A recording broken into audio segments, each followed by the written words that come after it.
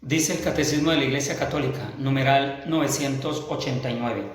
Creemos firmemente, y así lo esperamos, que del mismo modo que Cristo ha resucitado verdaderamente de entre los muertos y que vive para siempre, igualmente los justos después de su muerte vivirán para siempre con Cristo resucitado.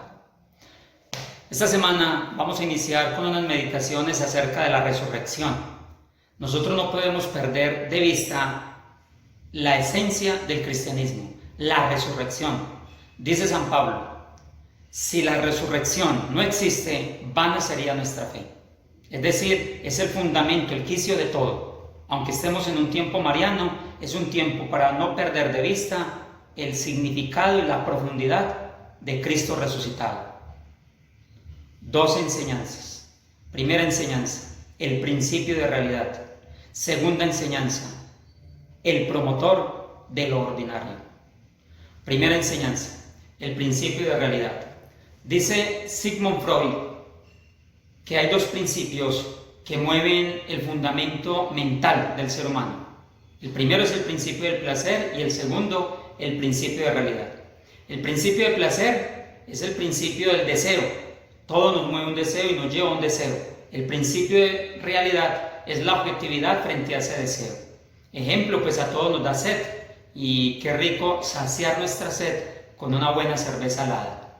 Pero resulta que el principio de realidad es objetivo y lo que pretende es que yo también puedo calmar esa sed no con una cerveza, la puedo calmar con un vaso de agua o aún con una fruta. La resurrección es un principio de realidad. Cristo va siempre al principio de la realidad. Es más, los que viven y entienden la resurrección son personas demasiadamente objetivas, concretas. Entienden la resurrección, unos simples pescadores, unas mujeres que no cuentan para nada en el pueblo judío. Gente humilde, sencilla, capta la realidad de Dios. No solamente eso, vamos a entender en qué momentos concretos entendemos este principio de realidad en la resurrección de Jesús. Resulta que Jesús resucita y al resucitar uno se espera que después de haber vencido la muerte, después de haber visitado el Sheol, después de haber ido y regresado, conocer qué es la vida eterna, uno se espera que Jesús se manifieste de manera muy poderosa. Es más, que se muestre más o menos como una estrella de Hollywood, que se deje ver con una influencia. Pero resulta que Jesús no hace eso. En el principio de realidad, Jesús lo primero que hace después de resucitar es doblar su ropa. Qué curioso. Dice el libro de San Juan que lo primero que hace Jesús es doblar el sudario. Lo encuentran doblado. Dobla su ropa. Luego cuando se encuentra con la mujer, la María Magdalena, resulta que María Magdalena se lleva una gran sorpresa.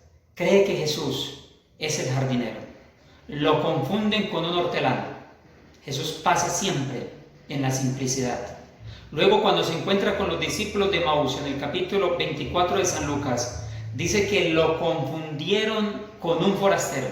Es más, lo tratan de ignorante. ¿Acaso no sabes tú lo que ha pasado? Le preguntan, como si Jesús fuera un simple forastero, un alguien más. No solamente eso, resulta que cuando se presenta delante de todos los discípulos, Jesús inmediatamente lo que hace es mostrar sus manos y el costado y da un saludo. Shalom, paz. Qué curioso, para los judíos es el saludo de unos muy buenos días. Es decir, uno experimentar y vencer la muerte, salir de la ultratumba y lo primero que dice es muy buenos días, nos deja ver clarito la simplicidad de Dios. Dice el capítulo 24 de San Lucas, versículo 36, que Jesús estaba en medio de ellos. Es decir, no hace nada extraordinario, simplemente está en medio de ellos. Segunda enseñanza, el promotor del ordinario. Jesús ha hecho un gran invento. ¿Cuál es el invento de la resurrección? ¿Qué ha aportado la resurrección a nosotros? Jesús, con la resurrección, ha inventado lo ordinario. Y puede haber algo o una cosa mayor que hacer cosas extraordinarias? Sí. Iluminar lo ordinario desde lo interior. Es decir, que Jesús ha vencido todo lo espectacular. Jesús ha derribado el espectáculo. Jesús se ha quedado con la simplicidad. Cuando uno estudia Teodicea, le enseñan que Dios tiene atributos, como tú y yo tenemos atributos. Un atributo de Dios es que es omnisciente, omnipresente, omnipotente. Omni en latín traduce todo. Todo lo puede, todo lo sabe, todo lo conoce. Pero también tiene otro principio, otro atributo que se lo dedicamos a Él. Dios es un ser simple. Dios es un ser simple. Y precisamente en esa simplicidad vamos a ver que está la fuerza de Dios. En esa simplicidad donde Dios actúa. Moisés abre el mar en dos. Jesús, pudiendo ver y hacer eso, aún obras más grandes, se acerca a la samaritana y pide un vaso de agua. Dame un vaso. Tengo sed. Dame un vaso de agua. Dame de beber. No solamente eso. Cuando cura al ciego, precisamente lo que Jesús quiere demostrarnos es su poder extraordinario.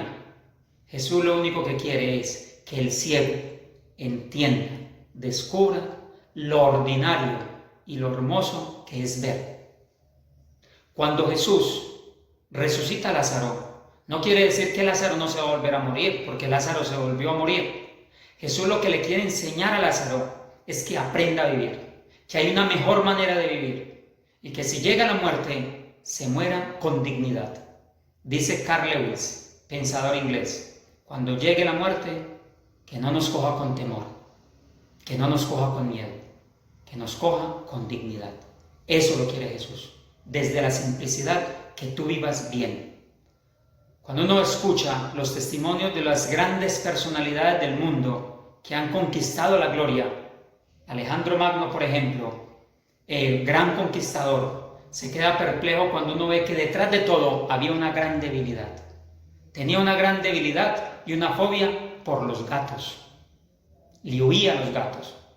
No solamente eso, Chopin, el gran compositor polaco, le tenía miedo a las masas, a las multitudes, y en ese temor crea grandes obras de inmortalidad para toda la humanidad.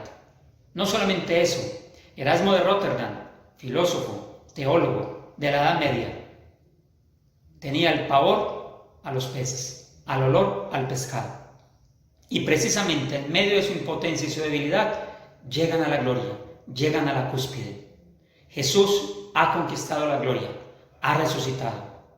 ¿Qué lo hace grande? ¿Cuál es su fobia? ¿Cuál es su debilidad? Dice que antes de subir al Padre,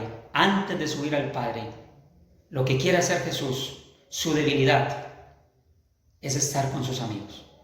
Lo que quiere hacer es conversar con sus amigos, cenar con sus amigos. La fuerza de Dios se manifiesta en la resurrección cuando parte un pan. Hermanos, la enseñanza es muy concreta. Pidámosle a Dios que nos regale la gracia de experimentar ese poder de la resurrección. Y ese poder de la resurrección se entiende desde la simplicidad. Cuando tú y yo alcanzamos lo más grande del ser humano, ser humanos.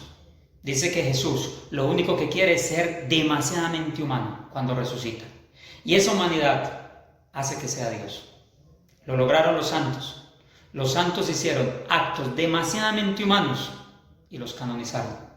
Qué bueno que el Señor nos regale la gracia de rebajar nuestra soberbia, de morir y entregar nuestra vanidad, todo lo que impide que tú y yo nos levantemos. La palabra resurrección, resucitar, en griego se dice egeiro y traduce levantar.